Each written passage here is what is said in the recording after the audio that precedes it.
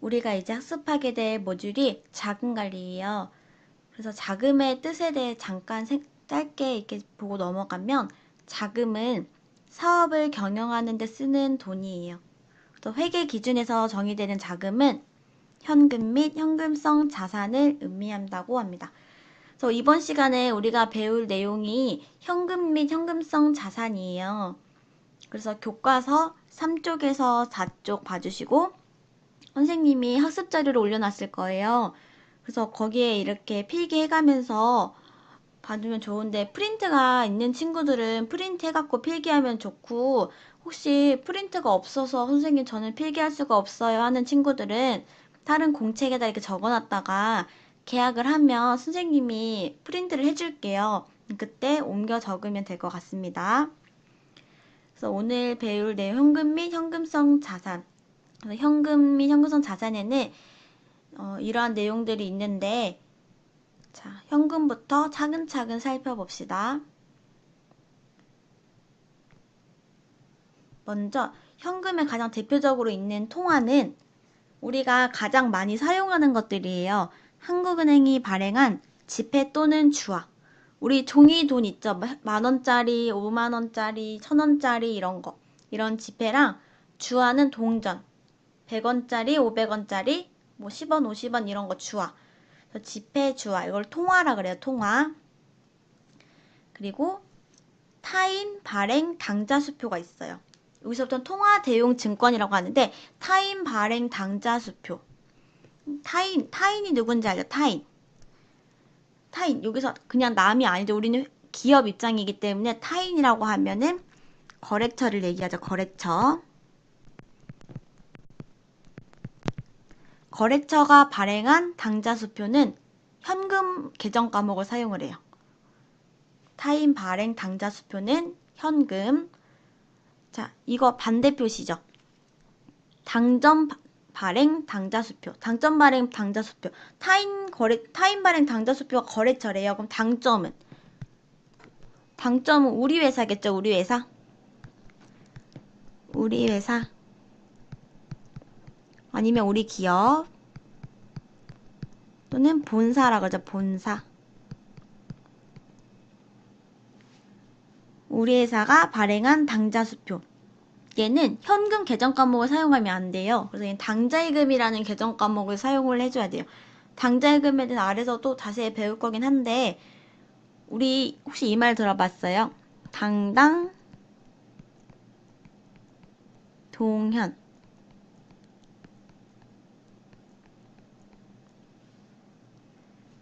당점 발행 당좌 수표는 그래서 당점 발행 당좌 수표는 당좌예금. 그다음에 동점 발행 당좌 수표는 현금. 이런 식으로 당당동현 이렇게 외워주면 헷갈리지 않겠죠? 당점 발행 당좌 수표는 당좌예금, 동점 발행 당좌 수표는 현금. 자, 그 다음에 자기합 수표 볼게요. 자기합 수표도 크게 낯설지는 않을 거예요. 우리 지갑 속에는 없어요. 근데 하지만 언젠가 한 번쯤은 이렇게 어렴풋이 본 기억은 있을 거예요. 그래서 자기합 수표란 발행인이 자기를 지급인으로 정하여 발행한 수표래. 여기서 발행인이란 은행이 자기를 지급인으로 정해서 발행한 수표가 자기합 수표예요. 그러니까 발행인이랑 지급인이 같은 수표가 자기합 수표예요. 자, 그 다음에 가계수표. 기업이 아닌 개인이 발행하는 수표가 가계수표예요. 여기서 말하는 개인이란 우리 봉급을 받고 생활하는 봉급생활자. 봉급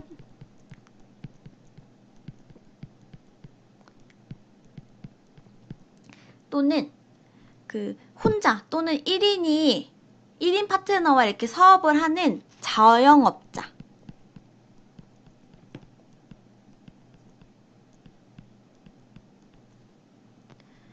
이런 사람들 개인이라 그래요. 자, 기업이 아닌 개인이 발행하는 수표를 가계수표라 그래요. 가계수표. 그 다음에 우편한 증서 볼게요. 계좌 없이 우편을 이용해서 현금을 수송할 때 쓰는 제도를 우편한 증서라 그래요. 이건 딱히 어렵지 않죠? 그 다음에 송금수표. 송금에 쓰이는 수표, 송금에 쓰는 수표. 근데 이 송금에 쓰는 수표를 현금을 이제 우리가 보내요. 우리가 현금을 보낼 때 수표를 발행을 해요. 수표를 발행을 해서 현금을 보내는데 이걸 등기 우편으로 상대방한테 보내요. 자, 수표를 발행해서 등기 우편으로 상대방에게 보내면 그 상대방이 그 등기 우편을 받겠죠. 그거를 들고 거래은행으로 가요. 그럼 거래은행에서 그 등기 우편을 내밀고 그 수표를 발행한 걸 드리면 그 거래은행에서 이제 그걸 현금으로 바꿔줘요. 그게 송금수표.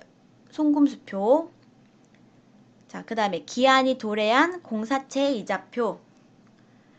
자, 기한이 도래했대요. 기한이 도래한 공사채, 우리 사채 이자표. 자, 이 경우는 우리가 우리 사채를 다른 사람이 이제 빌려간 거겠죠. 우리 회사의 돈을 다른 사람이 이제 빌려갔을 때 이제 우리가 이제 이자를 받을 게 있었을 거예요. 그때 이제 우리가 이자 받을 날이 됐어. 지정이자 지급 기일이 되면 그 사람한테 지급해야 되는 사람한테 그 이자표를 뜯어갖고 제시를 하면 그 사람은 우리에게 이자를 주어야 돼요. 이게 기한이 도래한 공사채 이자표예요. 그 다음에 일람 출급 어음. 이거는 어음 금액을 청구하면 바로 지급해줘야 되는 어음이 일람 출급 어음이에요. 그 다음에 배당금 영수증. 우리 주주들이 이제 주식을 막 갖고 있어요. 그러다가 회사에 이익이 생겼어요. 그럼 배당금을 받겠죠. 그때 이제 배당금 영수증을 갖고 있다가 이거를 은행에 제시를 하면 바로 그 영수증을 은행에서 바로 현금으로 바꿔줘요. 그래서 배당금 영수증은 통화대용증권으로 들어가고요. 마지막으로 여행자 수표. 해외여행 시에 현금 대신 사용할 수 있는 수표래요.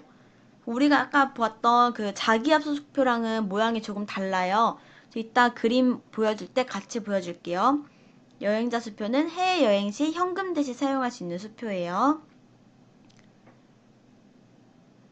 자, 그 다음에 당좌예금이랑 보통예금 같이 볼게요. 당좌예금 아까 위에서도 봤었죠. 당점 발행 당좌수표. 우리 회사가 발행한 당좌수표가 당좌예금이었죠. 자, 이자가 없어요. 그래서 실제 금고 현금과 다름없다고 하고 은행에 이제 은행이랑 우리 기업이랑 당좌 거래 계약이 체결이 돼 있어야 돼요. 이거를 당좌예금이라고 하고, 보통예금은 예입과 인출이 자유로운 통장, 우리 그냥 쓰는 입출금 통장, 그거를 보통예금이라고 해요. 그래서 당좌예금이랑 보통예금을 합쳐갖고 요구불예금이라고 불러요. 요구불예금. 자, 요구불예금 뜻을 한번 여기다 적어 놓을게요.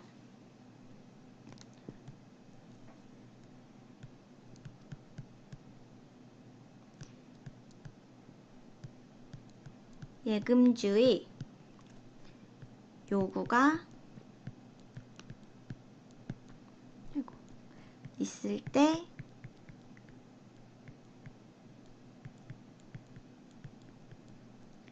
언제든지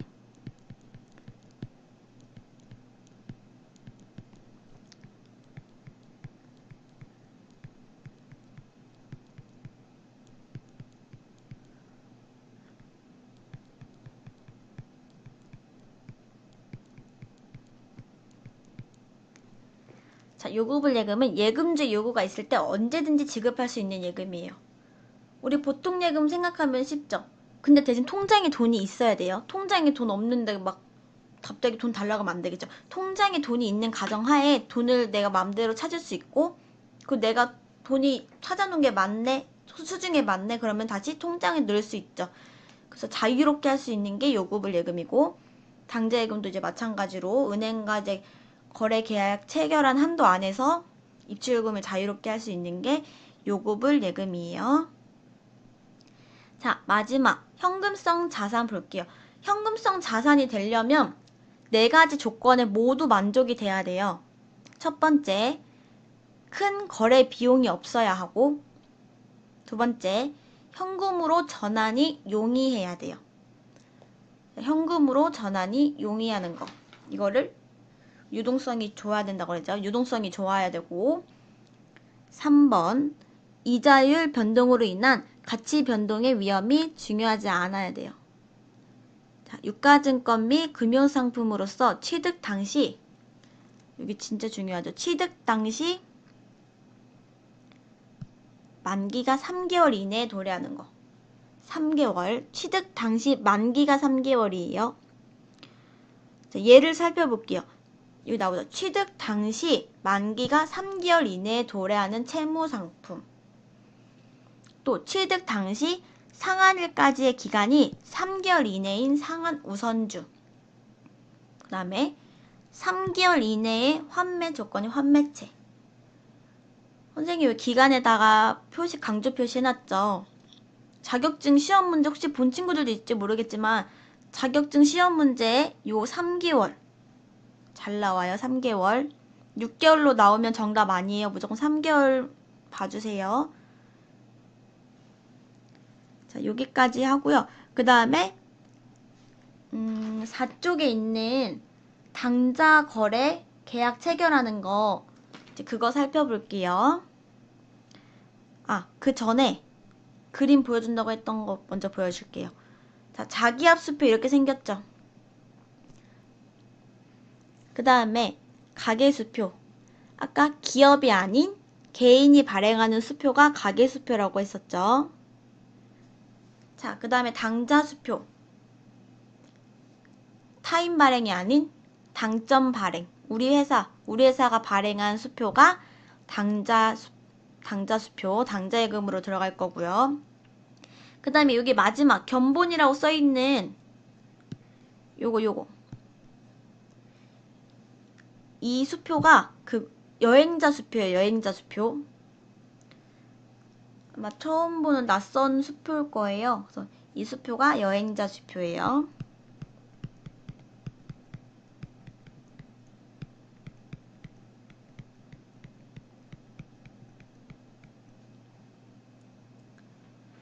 이제 교과서 4쪽에 있는 당좌 거래 계약 체결하는 거 같이 한번 살펴볼게요. 자, 이제 4페이지에 있는 당좌예금 거래에 대해서 저 그림 1-1번 설명해 주려고 하거든요. 근데 선생님이 그림을 진짜 못 그려요. 3학년이니까 조금 아는 사람들도 있겠는데 선생님이 그림을 진짜 못 그리지만 그림을 그려가면서 한번 설명을 해볼게요. 자, 먼저 Y은행이 있어요. Y은행을 먼저 그려줘 볼게요. Y은행이에요. Y은행.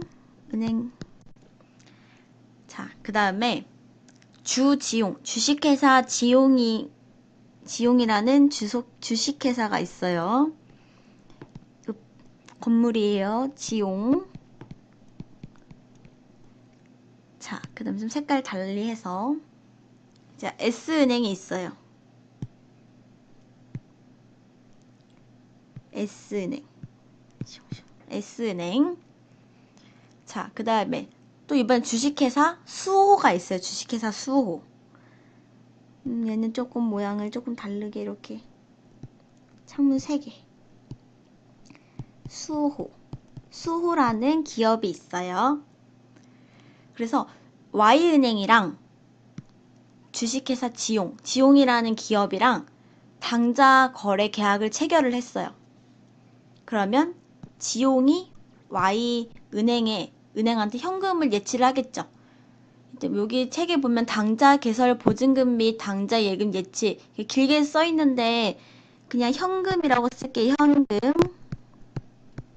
현금을 예치를 했어요. 그럼 Y은행에서 지용 기업한테는 당좌 수표책을 줘야 돼요. 당좌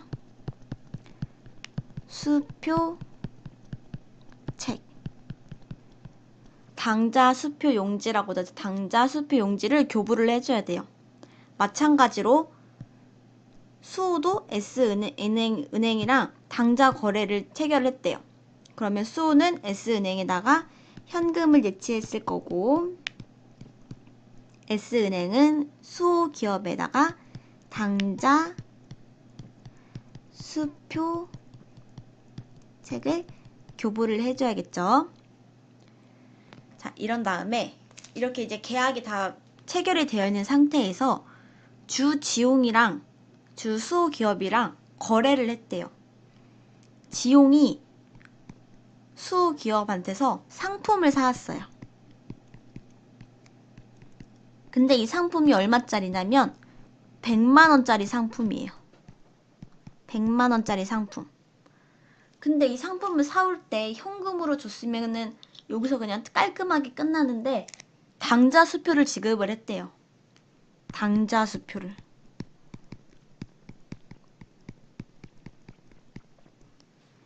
자, 이때 한번 주지용 기업 입장에서 분개를 한번 해볼게요. 차변에. 자, 지용 상품 사왔죠? 그럼 자산의 증가, 차변에 상품. 얼마? 100만원. 이거 점 찍어주고 100만원. 대변에는 대변의 계정 과목 어떤 거 올까요? 우리 회사가 발행한 당자수표. 당점 발행 당자수표. 당자 예금이 오겠죠. 자리가 없으니까 아래에다가 쓸게요. 그 다음에 주수호 입장에서, 수호 기업 입장에서 분개를 해볼게요. 손자국이 좀 많이 찍혀서 지우고 다시. 자, 차변에 수호 입장에서 당자 수표를 받았어요. 누가 발행했죠, 이거를? 우리 회사가 발행한 게 아닌 거래처가 발행한 당자 수표를 받았어요. 거래처 타인네. 타인이 발행한 당자 수표를 받았어요. 그러면 이때 차변의 계정 과목이 어떤 게 와야 될까요? 이 당자 이거 오면 돼요? 안 돼? 안 되죠? 차변의 계정 과목은 타인이 발행한 당자 수표를 받았기 때문에 현금. 어머. 자, 놀라지 말고 다시 지우고 깔끔하게 현금 쓰면 돼요. 현금 100만원. 자, 대변에는 아래다가 쓸게요. 대변에는 어떤 걸 팔았죠? 상품을 팔았죠? 상품 100만원. 이렇게 분개해주면 돼요. 자, 당자 수표를 우리 회사가 발행했으면은 당자예금. 우리 회사가 발행한 당자 수표면 당자예금. 거래처가 발행한 당자 수표를 받았으면 현금. 이거 까먹으면 안 돼요. 자, 그럼 수호 입장에서 다 돌아갈게요. 이 그림으로 다시 돌아오면 수호는 지금 지용이한테서 당자 수표를 받았죠.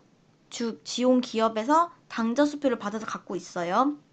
근데 이제 이거를 처리를 해야 되는데 처리하는 방법에 두 가지 방법이 있어요. 첫 번째, A 방법은 이 당자 수표를 그냥 Y은행에다 가져다 주는 거예요. Y은행에 그냥 당자 수표를 바로 제시를 해요. 제시라고만 쓸게요. 제시. 당자 수표를 제시를 해요. 그럼 Y은행에서는 수호한테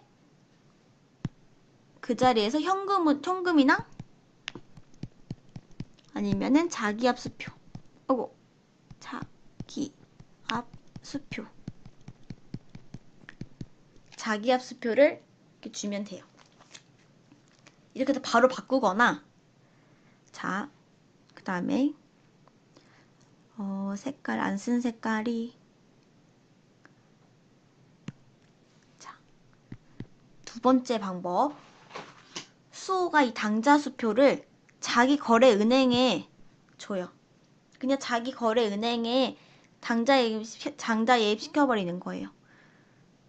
깔끔하게. 당자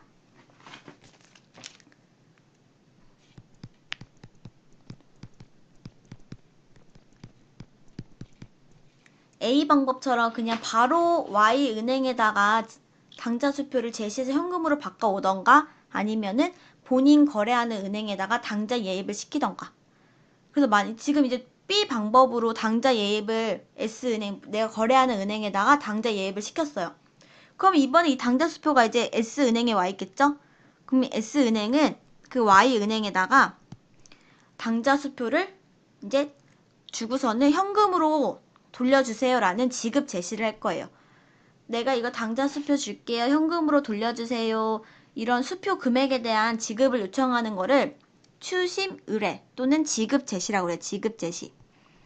지급 제시 또는 추심 의뢰라고 해요.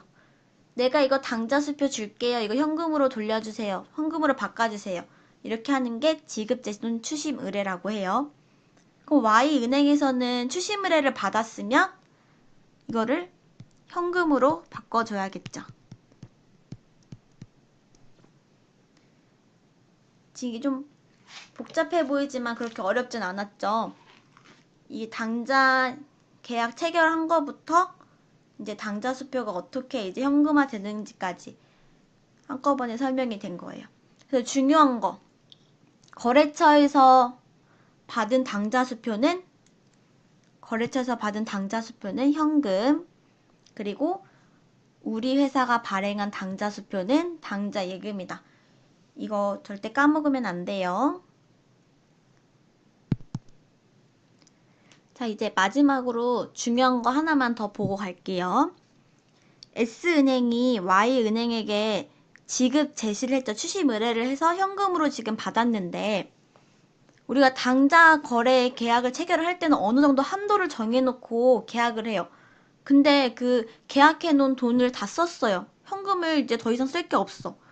그러면 추심 의뢰했을 때 우리는 줄 현금이 없어요. 이 사람이랑 계약한 게 여기까지인데 이거 저희가 다 써서 지급해줄 돈이 없어요. 라고 하면은 지급을 거절을 하면 이 지용이라는 회사는 부도가 나요. 그렇기 때문에 그 당좌예금 잔액이 조금 부족하더라도 일정 한도까지는 어느 정도 한도까지는 은행이 부도 처리하지 않고 대신 그 은행에서 돈을 빌려줘 갖고 수표 대금을 대신 지급해주는 제도가 있어요. 그 제도를 당좌 차월이라 그래요. 당좌 차월. 그래서 어느 정도 일정 한도까지는 은행이랑 이 정도까지는 제가 돈이 부족하더라도 대신 내주세요라고 어느 정도를 설정을 해놔요. 그래서 은행이 이만큼 돈 내주고 그 은행이 돈을 대신 내준 거잖아요. 그렇기 때문에 이거는 부채예요, 부채. 그래서 단기 차입금 또는 당좌 차월이라는 계정 과목을 사용해 갖고 이제 회계 처리를 해주면 되는데 이 당좌 차월이라는 계정 과목은 임시 계정이에요. 그래서 기중에만 사용을 하다가 나중에 이제 기말되면은 단기 차입금으로 바꿔주면 돼요. 이런 제도까지 있는 것까지 여기까지 알아주시면 되겠습니다. 자, 오늘 수업은 여기까지고요. 혹시 질문 있으면 뭐 담임 선생님한테 여쭤보셔도 되고 계약해갖고 다시 질문해 주셔도 될 것 같아요. 자, 모두 고생하셨습니다.